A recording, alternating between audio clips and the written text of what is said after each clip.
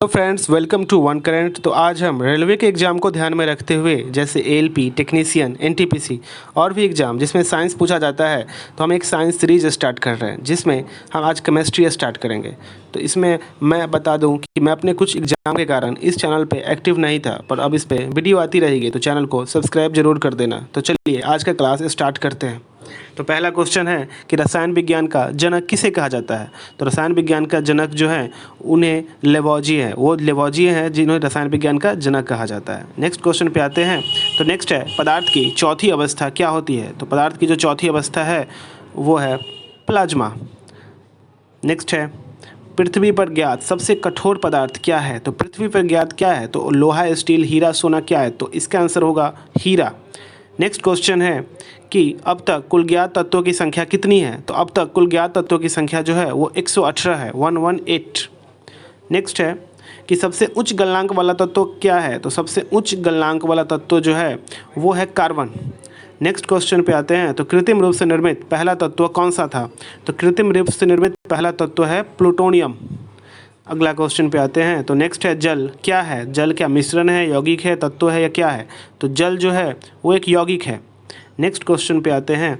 तो द्रवों के मिश्रण को अलग करना क्या कहलाता है। तो द्रवों के मिश्रण को अलग करना आसवन विधि कहलाता है। तो हम आसवन विधि से द्रव के मिश्रण को अलग कर सकते हैं। नेक्स्ट क्वेश्चन पे आते हैं। तो समुद्री जल को शुद्ध करने की प्रक्रिया क्या है।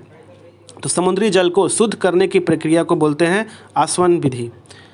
नेक्स्ट क्वेश्चन पे आते हैं। तो किसी ठोस पदार्थ को बिना द्रव्य में बदले सीधे वाष्प में बदलना क्या कहलाती है। तो इसका आंसर होगा ऊर्ध्वपातन, जैसे कपूर। नेक्स्ट क्वेश्चन पे आते हैं। तो वाष्प का द्रव में परिवर्तन क्या कहलाता है। क्या वो संघनन है, अस्कंदन है, आसवन है, क्या है। तो वाष्प का द्रव में परिवर्तन संघनन कहलाता है। नेक्स्ट क्वेश्चन पे आते हैं। तो फिटकिरी द्वारा गंदे जल का उपचार, यानी अशुद्ध जल को शुद्ध बनाने की प्रक्रिया फिटकिरी द्वारा होती है, लेकिन किस विधि द्वारा। तो इसका आंसर होगा अस्कंदन विधि द्वारा। नेक्स्ट क्वेश्चन पे आते हैं। तो खनिज तेल से शुद्ध पेट्रोल, डीजल को अलग करने की प्रक्रिया क्या कहलाती है। तो इसका आंसर होगा प्रभाजी आसवन। नेक्स्ट क्वेश्चन पे आते हैं। तो ताप बढ़ने पर पदार्थ की गतिज ऊर्जा क्या होती है। तो ताप बढ़ने पर पदार्थ की जो गतिज ऊर्जा है वो क्या बढ़ती है, घटती है या समान रहती है। तो इसका आंसर होगा बढ़ जाती है। तो ताप बढ़ने पर गतिज ऊर्जा बढ़ जाती है। नेक्स्ट क्वेश्चन है, पदार्थ के कणों के बीच कौन सा बल काम करता है। पदार्थ के कणों के बीच ऐसा कौन सा बल है जो आपस में उसे बांधे रखता है, आपस में उन्हें बांध के रखता है। तो इसका आंसर होगा अंतरानुक बल। नेक्स्ट क्वेश्चन है, खनिज तेल से शुद्ध पेट्रोल, डीजल, ये रिपीट हो गया क्वेश्चन, इसका आंसर होगा प्रभाजी आसवन होगा। नेक्स्ट क्वेश्चन पे आते हैं। तो विसरण, विसरण के बारे में बताते हैं। तो विसरण क्या है। तो विसरण वह प्रक्रिया है जिससे किसी द्रव्य के कण किसी अन्य द्रव्य में प्रवेश करते हैं। किसी द्रव्य के कण किसी अन्य द्रव्य में अगर जाते हैं तो ये विसरण प्रक्रिया द्वारा होती है।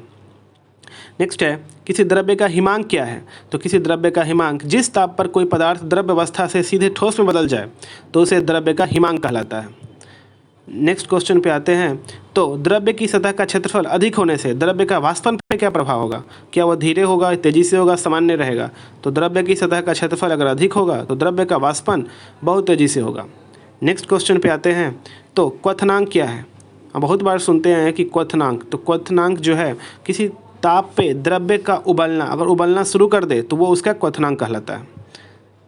द्रव्य का क्वथनांक किस पे निर्भर करता है। क्या वो ताप पे, दाब पे, क्षेत्रफल पे, किस पे निर्भर करता है। तो द्रव्य का क्वथनांक दाब पर निर्भर करता है, प्रेशर पे।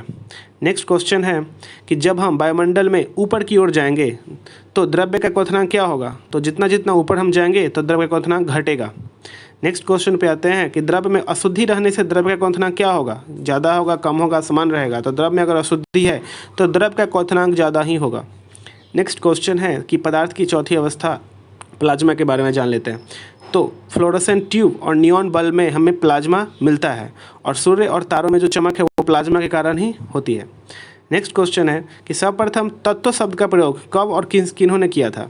तो इसका आंसर होगा रॉबर्ट बॉयल, जो 1661 में इन्होंने किया था। नेक्स्ट है कि सर्वप्रथम तत्व की परिभाषा का प्रयोग किन्होंने किया था। तो तत्व की परिभाषा लेवोजिए ने किया था। अगला क्वेश्चन है कि तत्वों के बारे में कुछ नोट्स हैं। द्रव्य के रूप में पारा, ब्रोमीन, 11 तत्व कमरे के ताप पे गैस हैं। धरती पे ऑक्सीजन 49.9 है, सिलिकॉन 26%, एल्युमिनियम 7%, लोहा 4%, कैल्शियम 3.2%। और मानव शरीर में, ह्यूमन बॉडी में ऑक्सीजन 65%, कार्बन 18%, हाइड्रोजन 10%, इत्यादि। यौगिक क्या है? तो जल यौगिक है, अमोनिया, कार्बन डाइऑक्साइड, चूना पत्थर, हाइड्रोक्लोरिक अम्ल, अमोनिया क्लोराइड, ये सब क्या है? यौगिक है। जल में हाइड्रोजन और ऑक्सीजन के द्रव्यमानों का अनुपात 1:8 है। मिश्रण के उदाहरण।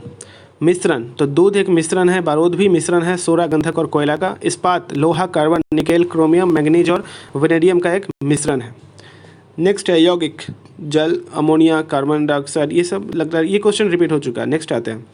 तो क्रिस्टलीकरण क्या है? क्रिस्टल के रूप में शुद्ध ठोस को विलयन से अलग करने की प्रक्रिया, जैसे समुद्री जल से नमक प्राप्त करना, ये क्रिस्टलीकरण द्वारा किया जाता है। नेक्स्ट है क्रोमेटोग्राफी। क्रोमेटोग्राफी बहुत कम ही लोग जानते हैं, ये कुछ बुक में मुझे मिला था। तो क्रोमेटोग्राफी पूछने की संभावना एग्जाम में ज़्यादा है। तो इसका उपयोग मिश्रण के उन अवयव को अलग करने के लिए किया जाता है जो एक ही विलायक में विलय हैं। इसका उपयोग स्याही के अवयव को अलग करने के लिए किया जाता है। नेक्स्ट अब नहीं है, अब ख़त्म है ये। अगले पीडीएफ में हम लोग नेक्स्ट क्लास में बात करेंगे केमिस्ट्री का पार्ट 2 लेके जब आएंगे। तो तब तक अगर वीडियो अच्छी लगी हो तो वीडियो को लाइक ज़रूर कर दें।